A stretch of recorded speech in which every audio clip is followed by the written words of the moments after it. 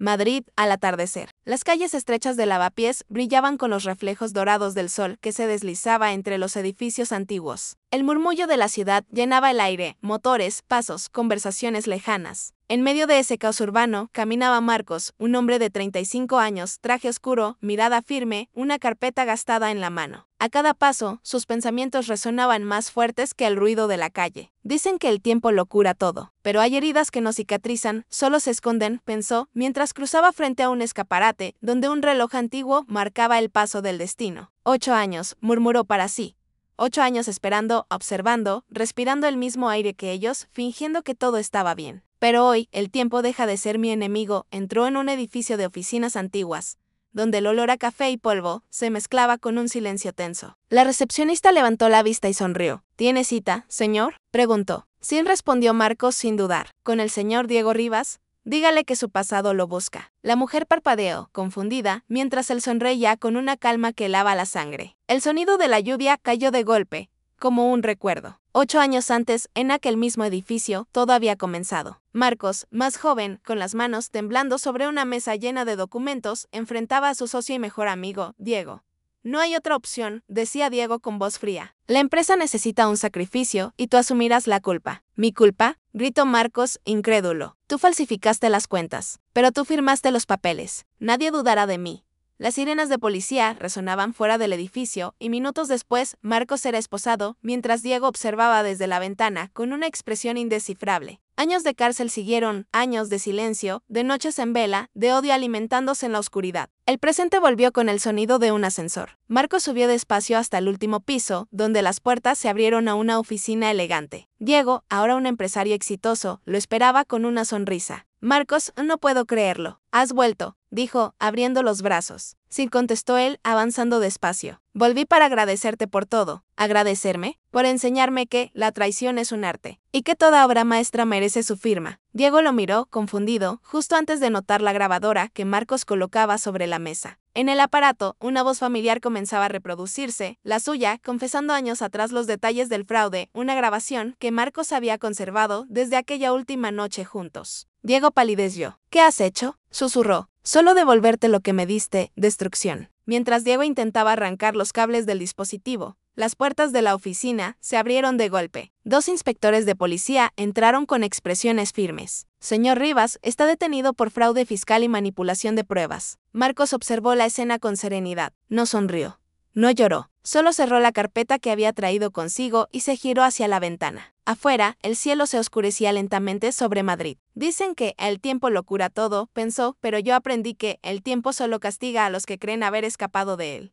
Caminó fuera del edificio bajo una fina llovizna, mientras las sirenas se desvanecían detrás de él. Por primera vez en 8 años, el aire le supo a libertad, pero en sus ojos quedaba una sombra, la de quien ha probado la dulzura amarga de la venganza y ha comprendido que, a veces, el silencio es más mortal que un disparo. El sonido de la lluvia seguía cayendo con fuerza sobre los cristales de la ciudad. Marcos caminaba sin rumbo fijo, sus pasos lo llevaban hacia la estación de Atocha. La lluvia empapaba su abrigo, pero él no parecía notarlo. Dentro de su mente, las voces del pasado seguían resonando, los gritos, la traición, los años perdidos, entre muros grises y noches sin sueño, en el interior de un bar cercano. Se sentó frente a un café humeante, observaba a la gente que entraba y salía con indiferencia. En el televisor colgado del techo, una noticia rompió el murmullo del local. El empresario Diego Rivas ha sido detenido por presunto fraude y evasión fiscal. Las autoridades investigan documentos que apuntan a una larga trama de corrupción. Marcos bajó la mirada. La venganza había comenzado, sí, pero no estaba terminada. Diego no era el único responsable. Había otros nombres, otras manos que habían firmado su condena años atrás. Clara, la abogada de la empresa y amante secreta de Diego, y Héctor, el inspector corrupto que había fabricado las pruebas contra él. La justicia no se compra, se fabrica, pensó con una sonrisa amarga esa misma noche. Marcos volvió al pequeño apartamento donde vivía desde que salió de prisión. Las paredes estaban desnudas, salvo por una fotografía antigua, él y su hermana Lucía riendo en el campo. Lucía había muerto poco después de su arresto. Un infarto repentino, decían los médicos. Pero Marcos sabía que no fue el corazón lo que la mató. Fue la vergüenza, la desesperación de verlo tras las rejas por un crimen que no cometió. Encendió una vela frente a la foto. Ya casi, Lucía susurró. Falta poco para que todo acabe. Sacó una lista escrita a mano. Quedaban 2 nombres. Clara y Héctor. 2 días después, Clara salía de un restaurante elegante en el barrio de Salamanca. Sus tacones resonaban sobre el pavimento mojado. Un coche negro se detuvo frente a ella y un hombre bajó el vidrio. Era Marcos. Buenas noches, doctora Fernández. ¿Marcos?, preguntó sorprendida, dando un paso atrás. No, no puede ser. Tranquila. No vengo a hacerte daño. Solo quiero hablar. 5 minutos. Clara lo observó con nerviosismo, pero algo en su mirada la obligó a aceptar. Subió al coche. Dentro, el silencio era espeso. ¿Qué quieres de mí?, preguntó. Solo la verdad. ¿Por qué lo hiciste? ¿Por qué testificaste en mi contra, sabiendo que era inocente? Ella apartó la vista. No tuve elección. Diego me amenazó. Dijo que si no lo ayudaba, acabaría igual que tú. Aún así lo hiciste, respondió Marcos con frialdad. Vendiste mi vida por miedo. Clara comenzó a llorar, sus manos temblaban. He pagado por eso todos los días, Marcos. No hay noche que duerma tranquila. Marcos la observó en silencio. En sus ojos había un rastro de compasión.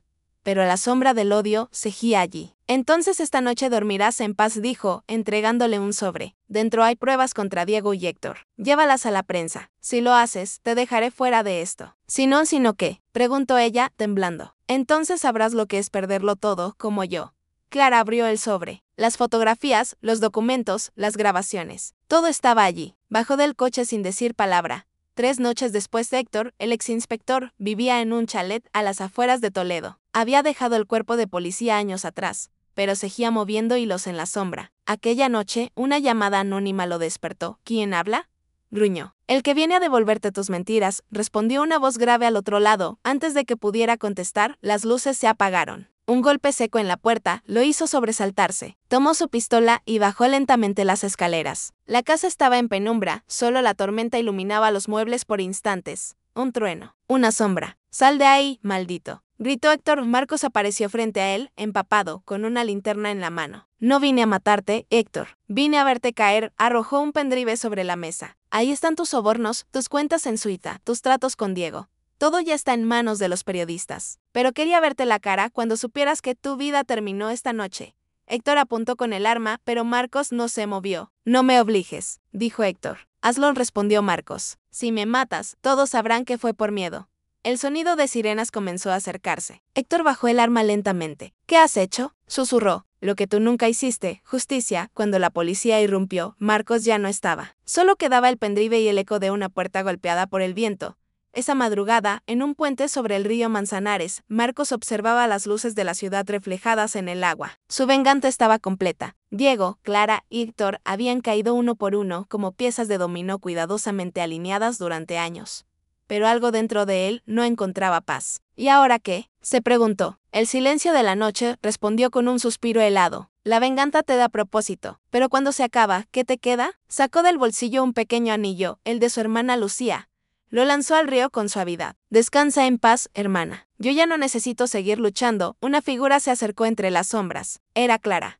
Lo hiciste, dijo. Todo terminó. Nada termina nunca, respondió Marcos sin mirarla. Solo cambian los culpables. Ella lo observó en silencio. Mientras él se alejaba bajo la lluvia, la cámara sube lentamente hacia el cielo oscuro de Madrid. Mientras una voz en off cierra la historia. Marcos, voz en off. El silencio fue mi arma, la paciencia mi escudo y la venganza mi única fe. Pero en el fondo, la venganza no devuelve lo que perdiste. Solo te enseña que nadie gana en esta guerra. Ni siquiera el que sobrevive. El sonido de la lluvia se apaga lentamente. Pantalla negra, fin.